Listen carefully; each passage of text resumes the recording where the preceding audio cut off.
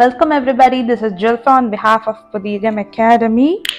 இன்னைக்கு நம்ம என்ன பார்க்க போறோம் அப்படின்னா we are going to learn very interesting and also important in terms of chemistry எடுத்துக்கிட்டோம்னா one of the easiest chapter that we are going to learn today is about petroleum products அப்படின்ற ஒரு சாப்டருக்குள்ள deal பண்ண போறோம். Petroleum products பத்தி பார்க்க போறோம், பெட்ரோலிய பொருட்கள் பத்தி பார்க்க போறோம். ஓகே, இந்த சாப்டர்ல நம்ம 2 ப்ராடக்ட்ஸ் பற்றி டிஸ்கஸ் பண்ண போகிறோம். என்ன பார்க்க போகிறோம் அப்படின்னா கோல் அப்படின்ற நிலக்கரி பற்றி பார்க்க போகிறோம். நிலக்கரியிலேருந்து நமக்கு என்னென்ன ப்ராடக்ட்ஸ் கிடைக்குது பார்க்க போகிறோம். பெட்ரோலியம் ப்ராடக்ட்ஸ், க்ரூட் ஆயில் இருக்கு இல்லையா, கச்சா எண்ணெய்னு சொல்லக்கூடிய க்ரூட் ஆயிலிருந்து நமக்கு என்னென்ன ப்ராடக்ட்ஸ் எல்லாம் கிடைக்க போகுது அதை பற்றி டிஸ்கஸ் பண்ண போகிறோம். அப்போ கோல் அப்படின்னா ஃபர்ஸ்ட் நல்லா நோட் பண்ணிக்கோங்க. கோல் அப்படின்னா கோல், கோக். ஃபஸ்ட்டு கோல், கோக் கிடைக்கும் ஹீட் பண்ணுறது மூலமா. இதை ஃபர்தர் டெஸ்ட்ரக்டிவ் டிஸ்டிலேஷன், இந்த வேர்ட்ஸோட தமிழ் மீனிங் உள்ள நான் டிஸ்கஸ் பண்ணும் போது உங்களுக்கு கிளியராக சொல்லிடுறேன். டெஸ்ட்ரக்டிவ் டிஸ்டிலேஷன் அப்படின்ற ப்ராசஸ் மூலயமா கோல் கோக்லேருந்து நமக்கு கோல் டார் அண்ட் கோல் கேஸ் கிடைக்கும். இது ஒரு ஃபியூவல். அண்ட் கோல் தார் எதுக்கு யூஸ் ஆகுது நமக்கே தெரியும், ரோடு மேக் பண்ணால் அண்ட் நிறைய யூசஸ், பொட்டென்ஷியல் யூசஸ் இதுக்கு இருக்குது. இதை பற்றி எல்லாம் நம்ம படிக்க போகிறோம். அப்போ கோல் ப்ராடக்ட்ஸ் அப்படின்னா கோல் coke, coal tar and coal gas. Petroleum products, this is about the entire வீடியோவில். அப்போது இந்த ப்ராடக்ட்ஸ் எல்லாம் என்னென்ன அப்படின்றது நமக்கு கிளியராக தெரிஞ்சே ஆகணும். எந்த செல்சியஸில் இந்த ப்ராடக்ட்ஸ் எல்லாம் அப்டைன் ஆகிறாங்க அப்படின்றத மட்டும்தான் இந்த சாப்டரில் நம்ம ஃபோக்கஸ் பண்ணவே போகிறோம். ஸோ பெட்ரோலியம் ப்ராடக்ட்ஸ் எப்படி ஞாபகம் வச்சுக்கலாம் அப்படின்னா பிடெக்கோ, பிடெக்கோ, பெட்ரோல், பாரஃபின் வேக்ஸ், பாரஃபின் மெழுகு, paraffin wax, petrol, then diesel, kerosene, LPG, oil, அதாவது lubricating oil. இதை மட்டும் நல்லா ஞாபகம் வச்சுக்கோங்க. என்னென்ன 6 ப்ராடக்ட்ஸ் நமக்கு கிடைக்குது? Petrol, paraffin wax, LPG, petroleum gas அப்படின்னு சொல்லுவோம், டீசல், கெரோசின் அண்ட் லியூப்ரிகேட்டிங் ஆயில். இந்த ப்ராடக்ட்ஸை பற்றி தான் இந்த என்டையர் வீடியோவில் நம்ம படிக்க போகிறோம். So let's get started by discussing what is a coal product அப்படின்றத. வாட் இஸ் கோல் அப்படின்றது மூலமா இந்த வீடியோ ஸ்டார்ட் பண்ணலாம். கோல் அண்ட் பெட்ரோலியம் ரெண்டுமே நமக்கு எப்படி கிடைச்சது? வாட் ஆர் தே அப்படின்னா they are fuels, substances that burn in air to give heat energy. அதுதான் நம்ம ஃபியூல்ஸ்னு சொல்லுவோம் இல்லையா. காற்றில் எரிந்து வெப்ப ஆற்றலை தரும் பொருட்கள் எல்லாத்தையும் எரிபொருள்னு சொல்லுவோம். அப்போ கோலும் பெட்ரோலியம் இது ரெண்டுமே ஒரு ஃபியூவல், ஒரு எரிபொருள் நமக்கு. இவங்க எப்படி கிடைச்சாங்க? யூனோ, மில்லியன்ஸ் ஆஃப் இயர்ஸ்க்கு முன்னாடி, ரொம்ப பல மில்லியன் ஆண்டுகளுக்கு முன்னாடி என்ன ஆகுதுன்னா நிறையா பிளான்ட், ஒரு சர்டன் பிளான்ட்ஸ் இருந்துச்சு, அனிமல்ஸ் இருக்கிறாங்க. இப்போ சீல் எடுத்துக்கிட்டோம்னா அக்வாட்டிக் அனிமல்ஸ் இருக்காங்க. இவங்கெல்லாம் என்ன ஆகிறாங்க அப்படின்னா நேச்சுரல் கெலாமிட்டிஸ் மூலமா, இயற்கை பேரழிவு மூலியமா என்ன ஆகுறாங்க, இவங்கெல்லாம் மண்ணுக்குள்ள புதைஞ்சு போறாங்க.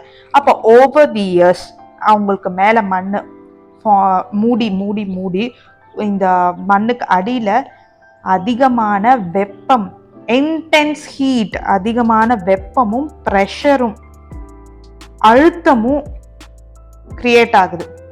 வெப்பத்தின் காரணமாகவும் அழுத்தத்தின் காரணமாகவும் அவங்க என்ன ஆகிறாங்க அப்படின்னா ஃபாசில் ஃபியூவலாக பூமியில் புதையுண்ட தாவரங்களும் விலங்குகளும் அதிக அழுத்தத்தினாலும் வெப்பத்தினாலும் காற்றில்லா சூழலினாலும் வித்தவுட் ஏர் வித்தவுட் ஆக்சிஜன் சிதைவுற்று டீகம்போஸ் ஆகி ஃபாசில் ஃபியூவல்ஸ் படிவ எரிபொருள்களாக மாறுகின்றன. ஃபாசில் ஃபியூவல்ஸ் படிவ எரிபொருள்களாக மாறுகின்றன. ஓகே, இப்போ இந்த ஃபாசில் ஃபியூவல் இருந்துதான் இந்த ஃபாசில் ஃபியூவல்ல இருந்துதான் கோலாவும் பெட்ரோலியம் ப்ராடக்ட்ஸாகவும் டிஃப்ரென்ஷியேட் ஆகுது. எந்த இடத்துல இருக்குன்றத பொறுத்து டிஃப்ரென்ஷியேட் ஆகுது. ஓகே, ஒரு சில ஃபாசில் ஃபியூவல் வந்து கோல் வடிவத்துல இருக்கு, அதாவது நம்ம கருப்பா கோல் மைன் சொல்றோம்ல, கோல் வடிவத்துல இருக்கு. ஒரு சிலது ஆயிலி நேச்சரா இருக்காங்க, ஆயிலி க்ரூட் ஆயில்னு சொல்றோம்ல, ஆயிலி நேச்சரா இருக்கிறாங்க. ஓகே, இப்ப கோல் அப்படின்ற நிலக்கரி எப்போ இந்தியால கோல் மைன் ஃபர்ஸ்ட் நிலக்கரி எடுக்க ஆரம்பிக்கிறாங்கன்னு பாருங்க. 1774 இந்தியாவில் முதலில் நிலக்கரி தோண்டி எடுக்கப்பட்டது. Noted down. இப்போ India is ranking in the third place among the coal producing countries-லயே இந்தியா இப்ப தேர்ட் பிளேஸ்ல இருக்கு. And also China and USA கிட்ட வேர்ல்ட்ல இருக்கக்கூடிய கோல்ல அதாவது 3 மடங்குல 2 மடங்கு பகுதி, 2 பகுதி வந்து 2 மடங்கு பகுதி அவங்க கிட்டதான் இருக்கு. 2 பங்கு அமெரிக்காவிற்கும் சீனாவிற்கும் உடையது. ஓகே, 300 மில்லியன்ஸ் இயருக்கு முன்னாடி நான் உங்களுக்கு சொன்ன மாதிரி நிறைய பிளான்ஸ் இருந்தாங்க. அவங்க high temperature, pressure, without oxygen, without air என்ன பண்றாங்க, ஃபாசில் ஃபியூவல்ஸா கன்வெர்ட் ஆறாங்க இல்லையா? ஃபாசில் ஃபியூவல்ஸா புதை படிவ எரிபொருளா கன்வெர்ட் ஆறாங்க. எந்த ப்ராசஸ் மூலியமா அப்படின்னா கார்பனைசேஷன். அந்த ப்ராசஸ் தான் என்ன நேம் பண்றாங்க, கார்பனைசேஷன் அப்படின்னு சொல்றாங்க. இறந்த தாவரங்கள் மெதுவாக நிலக்கரியாக மாற்றம் அடையுது. இந்த நிலக்கரியா அது மாறுறதுக்கே பில்லியன்ஸ் ஆஃப் இயர்ஸ் ஆகும். ஓகே, இததான் கார்பன் ஆக்கல் எனப்படுகிறது.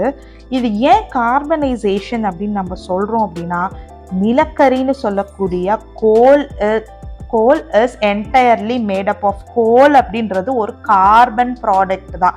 கார்பனால ஆன ஒரு ப்ராடக்ட் தான் கோல்.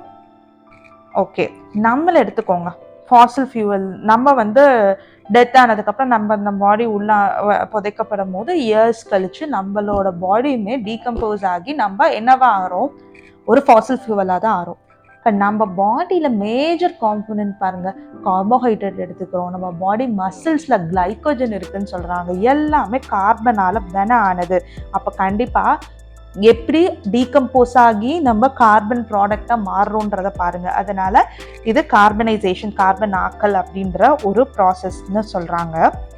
இப்ப நான் உங்ககிட்ட சொன்ன மாதிரி என்ன ஆகுது, சதுப்பு நிலத்துல இருக்கக்கூடிய ஃபர்ன்ஸ், என்ன டைப் ஆஃப் பிளான்ட் அப்படின்னா ஃபர்ன்ஸ் என்ன பண்றாங்க, மண்ணுக்குள்ள புதைஞ்சு என்ன நிலக்கரியா மாறுறாங்க. எவ்வளோ அழுத்தம்னாலையும் ஹை ப்ரெஷர்னாலையும் ஹை டெம்பரேச்சர்னாலையும் மாறுறாங்க. ஓகே, காம்போசிஷன் ஆஃப் கோல். ஒரு கோல்ல என்னென்ன இருக்கு அப்படின்றத பார்த்துருவோம். கோல் அப்படின்றத நமக்கு, அதாவது கோல் மைன்ல இருந்து, கோல் சுரங்க, நிலக்கரி சுரங்கத்துல இருந்து தானே நமக்கு கோல் ப்ராடக்ட்ஸ் கிடைக்குது. அப்போ கோல் மைன்ல இருந்து என்னென்ன கோல், அதாவது என்னென்ன டைப் ஆஃப் கோல் நமக்கு கிடைக்குது, டைப்ஸ் கிடைக்குது அப்படின்னா, based on the carbon content அந்த கோலை 4 டைப்ஸா கிளாசிஃபை பண்ணியிருக்காங்க. Peat, lignite, anthracite and bitumen. Bitumen கிடையாது, பிட்டுமினஸ் கோல், பிட்டுமின் லைக் கோல். அப்போ பீட் அப்படின்றது என்னன்னா, அதோட கார்பன் கண்டென்ட் பார்த்தீங்கன்னா 10 to 15% மட்டும்தான். நிலக்கரி உண்டாதலின் முதல் படி இதுதான். இதில் 10-15% தான் கார்பன் உள்ளது. இது மிகவும் தரம் குறைந்த நிலக்கரி. இதனை எரிக்கும் போது அதிக அளவு ஸ்மோக் கிரியேட் ஆகும், புகை உண்டாகும் அப்படின்னு சொல்றாங்க. So next we are going to see about lignite அப்படின்னா என்ன அப்படின்னா, இது ஒரு டைப் ஆஃப் கோல் அப்படின்னு சொல்லி நம்ம பார்த்தோம். லிக்னைட், ஏன்னா இது எல்லாமே நம்ம கார்பன் கண்டென்ட் வச்சு தானே டிவைட் பண்ணிட்டு இருக்கோம். அப்போ லிக்னைட் அப்படின்றதுல 25 to 35% ஆஃப் கார்பன் இருக்கு. லிக்னைட்ல 25லேருந்து 35% கார்பன் இருக்கு. இதையும் எரிக்கும் போது we are getting lot of smoke. இதையும் எரிக்கும் போது அளவு கடந்த புகை வந்து உண்டாகுது. அப்போ தேர்ட் டைப் பிட்டுமினஸ் கோல் அப்படின்னா பிட்டுமினஸ் அப்படின்ற மாதிரி இருக்கு, பிட்டுமின் மாதிரி இருக்கக்கூடிய கோல். அப்போனா நமக்கு பிட்டுமின்னா என்னன்றது தெரிஞ்சுக்குவோம். பிட்டுமினஸ் கோல் நிலக்கரி, இதில் பாருங்க 45 to 86% கார்பன் கண்டென்ட் இருக்கு.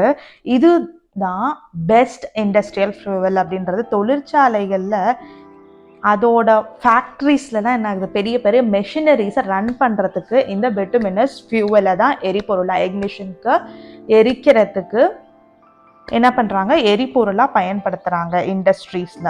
ஓகே, தென் ஆந்த்ரசைட் கோல் இருக்கிறதுலே கார்பன் கண்டென்ட் பாருங்க 4 படிச்சிருக்கோம் இல்லையா, இருக்கிறதுலே அதிகமான கார்பன் கண்டென்ட் இருக்கக்கூடிய கோல் டைப் எது அப்படின்னு சொல்லி, நிலக்கரி டைப் எதுன்னு கேட்டாங்கன்னா ஆந்த்ரசைட் அப்படின்றது கண்டிப்பாக உங்களுக்கு ஞாபகம் வந்துடணும். பிகாஸ் இட்ஸ் இக்னிஷன் டெம்பரேச்சர் என்னன்னா அது சீக்கிரமாக இக்னைட் ஆகக்கூடியது. அண்ட் சீக்கிரமாக இக்னைட் ஆனாலுமே it is producing lot of heat energy. Okay, high heat energy. இது அதிக அளவு வெப்ப ஆற்றலை பெற்றுள்ளது. அப்போது சீக்கிரமாக இக்னைட் ஆக போகிறாங்க, நிறையா ஹீட் ப்ரொடியூஸ் பண்ண போகிறாங்க, கார்பன் கண்டென்ட் அதிகமாக இருக்கக்கூடியது. இப்போது இவங்க 3லேயே நல்ல ஞாபகம் வச்சுக்கோங்க, டார்க் பிளாக்காக இருக்கிறது ஆந்த்ரசைட் கோல். இது பிட்டுமினஸ் கோல். இவங்க லிக்னைட் டைப். இது சிம்பிள், ஒவ்வொரு கோல் சுரங்கத்தில் ஒவ்வொன்று கிடைக்கும். பாருங்க, லிக்னைட் தான் வந்து it can be used for power generation. அதாவது கோலை எரித்து பவர் ஜென்ரேட் பண்ணுறாங்கன்றத பார்த்தோமா, நிலக்கரியில் மூலியமாக பவர் எப்படி ஆற்றல் எடுக்கிறாங்கன்றத பார்த்தோம். அப்போது லிக்னைட்டை பேர்ன் பண்ணுறாங்க, ஏன்னா ஸ்மோக் அதிகமாக ப்ரொடியூஸ் ஆகுது, வேப்பர் ஸ்டீம் அதிகமாக ப்ரொடியூஸ் ஆகும். ஸ்டீம் அதிகமாக ப்ரொடியூஸ் ஆகும் போது அந்த டர்பைன் ஃபாஸ்ட்டாக ரொட்டேட் ஆகுது, நமக்கு எலக்ட்ரிசிட்டி ஜென்ரேட்டர்லேருந்து எலக்ட்ரான்ஸ் மின்னோட்டம் நடந்து எலக்ட்ரிசிட்டி ப்ரொடியூஸ் ஆகுது இல்லையா. அப்போது லிக்னைட் டைப்பை தான் பவர் ஜென்ரேஷனுக்கு யூஸ் பண்ணுறாங்க. அப்போ noted down, lignite type of கோலை தான் பவர் ஜென்ரேஷனுக்கு யூஸ் பண்ணுறாங்கன்றத தெரிஞ்சுக்கணும். ஓகே, இப்போது